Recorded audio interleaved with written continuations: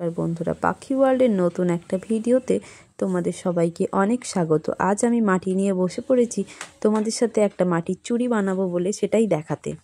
এই চুড়িটা আমি কিভাবে বানাই সেটাই তোমাদের সাথে শেয়ার করব। তার জন্য দেখো, এখানে আমি মাটি নিয়ে নিয়েছি আর মাটিটা ভালো করে রোল করে বেলে নিলাম। তারপরে একটা চুড়ি বসিয়ে এটা একটা রাউন্ড শেপ দেওয়ার জন্য আর হাতের মাপটা যাতে ঠিক থাকে সেই জন্যই আমি চুড়িটার ওপরে এই মাটিটা দিয়ে সার্কেলটা করে নিলাম। তারপর এটা একটু শুকিয়ে যাওয়ার পরে তারপরে এটা তুলে নিয়ে ডিজাইন করলাম। একেবারে কাঁচায় তুলে নিলে তখন এটা একদম পড়ে গিয়ে নষ্ট হয়ে যাওয়ার ভয় থাকে, তাই জন্যই এটাকে আমি একটু শুকিয়ে যাওয়ার পরে একটু ডিজাইন করব।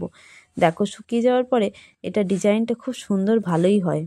আর এখানে আমি ডিজাইন করার জন্য একটা ফ্রুটি স্টক আটা নিয়ে নিয়েছি আর একটা ছোট্ট ছুরি নিয়ে নিয়েছি, আর একটা ইউজ করব পেন্সিল দিয়ে। এইসব টুলস দিয়েই আমি এই চুড়িটা তৈরি করে নিলাম।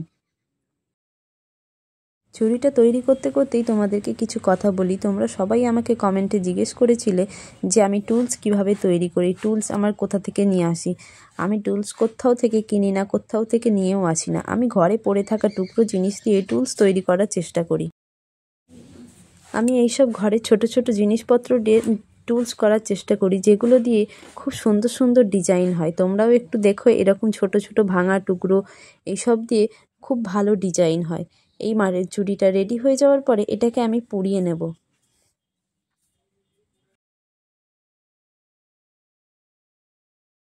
পোড়ানোর ভিডিওটা সবসময় সবার সাথে শেয়ার করা যায় না, যেহেতু আমি বাড়িতে উনুনে রান্না হয়ে যাওয়ার পরে এই উনুনেই দিয়ে দিই, তাই জন্যই সেই সব জিনিসগুলো আর পোড়ানোর ভিডিও আমি সবার সাথে শেয়ার করতে পারি না।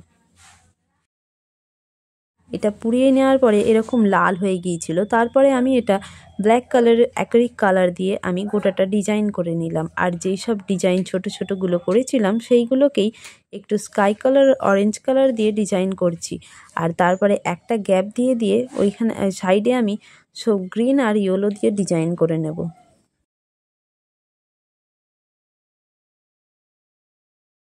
আচ্ছা, তোমরা কি কেউ দেখে বুঝতে পারছো চুড়িটার কোথাও একটু ভাঙা আছে?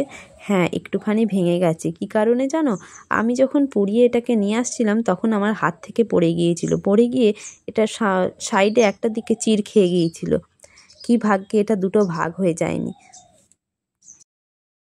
দুটো ভাগ হয়ে গেলে চুড়িটা যে এত কষ্ট করে বানিয়েছিলাম তার আনন্দটাই মাটি হয়ে যেত। দেখো, এখানে আমার কালারগুলো রেডি করা হয়ে গেছে। তারপরে আমি একটু হোয়াইট কালার দিয়ে ডট করে নিলাম। এটাই হচ্ছে ফিনিশিং লুক। দেখো কেমন লাগছে।